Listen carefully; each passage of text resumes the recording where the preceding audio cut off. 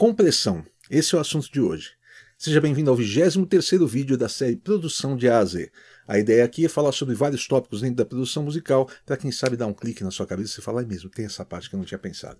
Bom, compressão é um assunto que muita gente pensa, né? Eu já falei de muita coisa aqui que o pessoal não pensa muito, compressão o pessoal pensa bastante. Então vou começar falando o que é um compressor. O compressor é um aparelho que foi criado, um equipamento que foi criado para ser um controle automático de volume. Essa era a ideia original dele, tá? Então, foi criado para rádio, inclusive. Quando você ouve a rádio assim, a rádio está transmitindo em, sei lá, 89 MHz. O que significa isso? Eles mandam um sinal de áudio de 89 MHz para você poder sintonizar a rádio. E a música é mandada junto com esse sinal. Se a música tivesse muita dinâmica, muitos altos e baixos, ela podia atrapalhar esse sinal e perder a sintonia da rádio, tá? Então foi assim que surgiram os primeiros compressores. E eles surgiram com a tecnologia da época, que era valvulado, depois foi para o transistor, a gente tem compressores óticos, a gente tem vários tipos de compressores que foram surgindo ao longo dos anos, e basicamente a ideia original era essa, de controlar o volume, tá? Porque você pensa no seguinte, até um amigo meu falava de uma coisa interessante, ele falava, pô, pensa numa música que está acontecendo, e o cara está cantando, você vê a cabeça dele acima d'água, e daqui a pouco ele está abaixo, sabe? Aquela coisa assim. Então você usa um compressor para a cabeça dele sempre ficar acima da água, tá? É mais ou menos essa a ideia. Claro que a gente não usa somente compressão para fazer esse tipo de coisa, a gente continua pilotando volume também, tá? A gente usa compressão de repente para fazer a voz ficar um pouco mais plana, tá? E em partes que a música sobe, a gente sobe a voz junto e tal, então a gente usa não só a compressão para acertar planos de volumes, tá? Deixa eu falar no outro assunto aqui, que é o guia do equipamento para home studio. Se você está montando o seu home studio, ou se você já tem o seu home studio e está na dúvida de que equipamentos comprar, esse guia é para você. E ele é gratuito. Eu vou deixar um link aqui na descrição ou na minha bio para você ter acesso, tá? São 10 vídeos que dá o total de 1 hora, onde eu falo sobre escolha de computadores, de interfaces, de microfones, de monitores, tudo que você precisa saber para começar o seu home studio com o pé direito, tá? Então aproveita, tá? Deixa eu falar de um outro assunto aqui, falando do compressor. Como é que você usa o compressor, tá? Muita gente tem uma ideia errada de que o compressor ele vai acabar com os picos da sua música. Tá? Ele pode acabar com os picos da sua música se você usá-lo para isso. Mas, por exemplo, numa bateria a gente costuma usar com um ataque mais lento, tá? Ele tem um controle de ataque. Quanto mais rápido for esse ataque, mais rápido ele começa a atuar. Então a gente usa com ataque mais lento para deixar passar a batida. Então a gente deixa passar o snap da caixa, essas coisas assim, e ele começa a comprimir depois. Então ele vai comprimir a cauda do som, ele não vai comprimir a entrada do som. Normalmente com instrumentos percussivos eu faço isso, porque eu quero ter um corpo daquela cauda e não limitar, não comprimir esses picos. Você pode comprimir os picos também, mas é melhor usar um limiter, que o limiter é um compressor no talo, tá? Basicamente é isso, é um compressor que ele é infinito por 1, tá? Qualquer coisa que chegar ali ele não passa. Ou então, né, no caso do Brick Wall Limiter, ele não deixa passar acima de um threshold que você colocar ali, tá? Mas assim, para picos, controlar picos é mais interessante você usar um limiter. Normalmente a gente usa para controlar a média do som, tá? E isso o que vai acontecer? Cada compressor, por exemplo, os compressores valvulados, eles tendem a ter um ataque mais lento, um release mais lento. Então isso pode ser usado de repente para alguns sons de contrabaixo, para sons de, sei lá, flauta, sabe assim, coisas que não tem tanto ataque e que o contrabaixo que eu digo mais suave, né? E que você quer ter aquele som mais paredão, ele pode ser muito interessante. Ou então para mexer na média da música. Tá? Você tem aqueles Varimus, por exemplo, que são os compressores para saída de mixagem, eles são muito legais para isso. E geralmente a razão de compressão é bem baixa, tá? É 1.5 por 1, 2 por 1, coisa assim. Não se usa muito pesado, tá?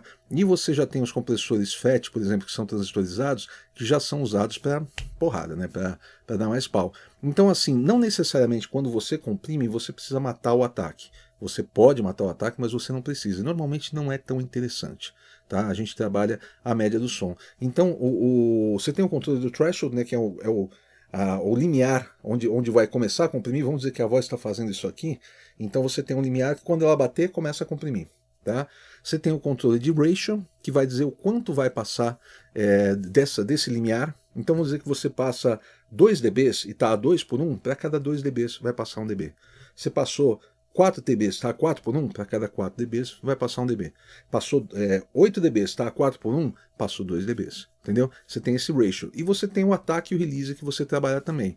Como que você trabalha, tipo, para uma voz, para um baixo, para bateria e tal? Não existe padrão, depende muito do som que você está querendo. Às vezes você quer perder os ataques mesmo e tudo mais. Não existe padrão, tá? Então é questão de tentativa e erro. E eu te aconselho, inclusive, a usar os presets que vêm com os plugins, você colocar o preset e analisar esse preset.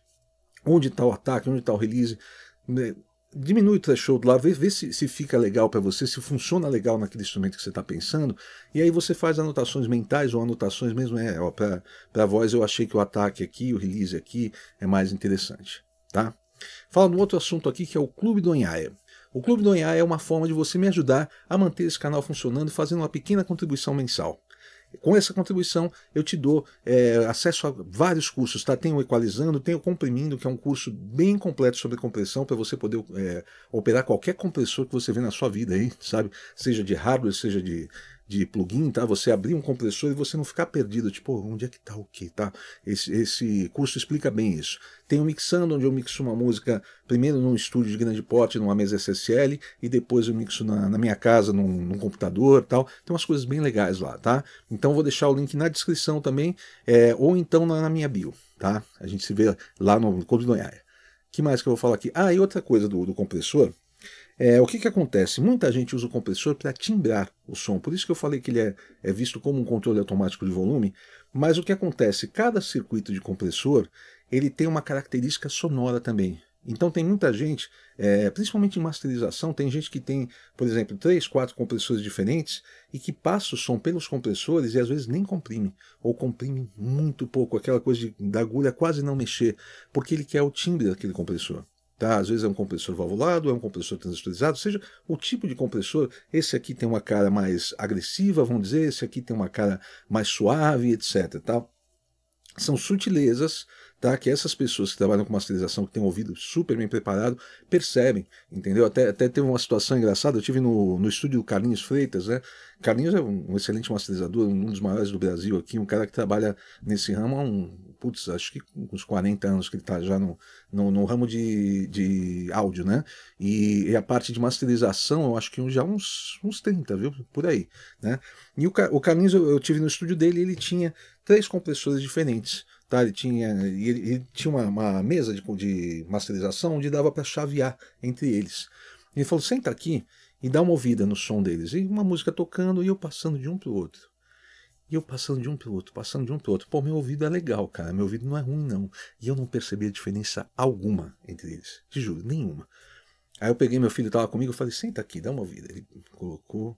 Eu falei, pai, eu não tô ouvindo diferença nenhuma. Eu também não. Carlinhos, vem cá, me explica. Né? Falou, não, esse aqui, repara como os agudos dele são mais suaves, tal, não sei o que. Esse aqui, repara como já é mais agressivo e tal, não sei o que. Conforme eu fui passando, eu falei, caramba, velho, é nítido. Tá? Porque eu não estava prestando atenção naquilo, entendeu? Não estava prestando atenção nesse detalhe que ele estava falando, estava prestando atenção no todo não faz diferença, no detalhe faz, entendeu? Então muita gente usa para timbrar e usa, como eu falei, às vezes sem comprimir, mas às vezes comprimindo bastante também, para ter timbres diferentes, tá? O compressor, na minha opinião, é a terceira ferramenta mais importante quando a gente fala em mixagem, por exemplo. A primeira são os faders mesmo, você fazer o balanço dos volumes, já falei sobre isso antes.